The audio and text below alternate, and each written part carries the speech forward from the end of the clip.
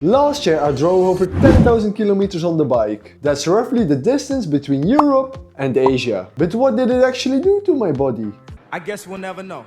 Did I get crazy strong, super fast, or an extreme high FTP?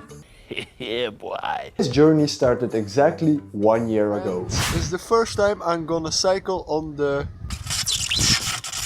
It's the first time I'm gonna cycle on the road bike this year. Outside, not on the indoor trainer. And we have real Belgium weather today. Wet and not snowy at all. As you can see, Belgium winters are not easy for cyclists. But it was the start of my first year of triathlon. Yes, you heard it right, the first year of triathlon. I had to combine cycling, swimming and running. So it wasn't just 10,000 kilometers of pure cycling, it was 10,000 kilometers inside a full triathlon season. And that makes a big difference. Did my legs change? Well, physically, my legs definitely changed. They became a bit more muscular, but definitely more hairy during the winter. But not bigger, like a heavy gym training would make them. This is 20 kgs if you wouldn't know or see at home.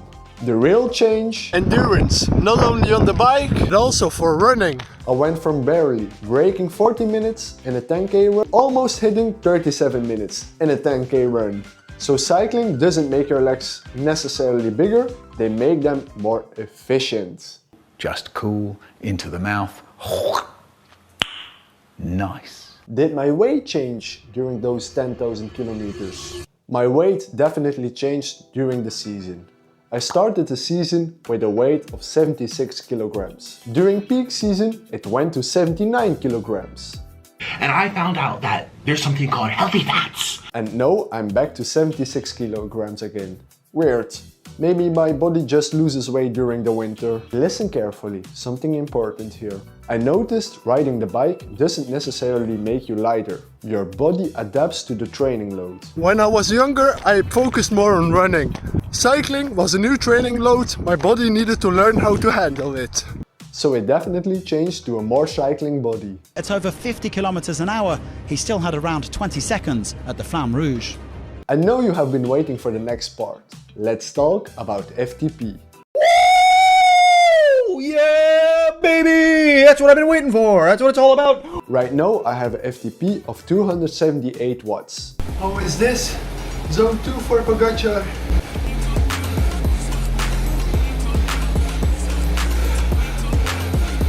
Last year around this time, so 10,000 kilometers ago, I had a FTP of 278 watts. So not a massive increase, and it might sound a little bit disappointing for me. But here is a nuance. During peak season I actually went above 300 watts. That's more than 4 watts per kilogram for me. And also, it's triathlon. So I didn't only have to train cycling, I also had to train running, swimming. So that means more fatigue on the body and less recovery for everything. So I didn't really build all the power, but I definitely build the durability. That might be really important for my next goal. Today, Monday, is gonna be the first day of my training towards the Half Ironman, because this season I'm gonna hit a sub 5 hour Half Ironman. I already made a few videos on how I train, work and have a YouTube channel on the side. So if you're interested in that, please go check them out. No injuries and recovery. What I learned, recovery is not automatic. Sleep, nutrition, mobility and time. When you combine a 9-to-5 job, training and running a YouTube channel, something always wants to fall. I learned something last year. A good bike fit can already help you a lot. And guess what? I never did one myself. My ego told me I could try and figure it out by myself. Sometimes I had to adjust my bike 5 times in a ride. Unlike running, cycling allowed me to train way more hours with less impact. If I run over 40 k's a week, then I already have to watch out for my tendons. On the bike I can just push volume way more safely. What surprised me the most after 10,000 kilometers on the bike last year? I didn't become way more explosive, but endurance, a big jump. In summer I ate those long sessions for breakfast.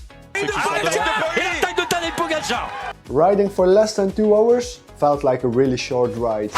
And for recovery, I recover way faster in between sessions. Like I said, 2-hour rides feel like short ones, but a 100k one feels like a normal Sunday.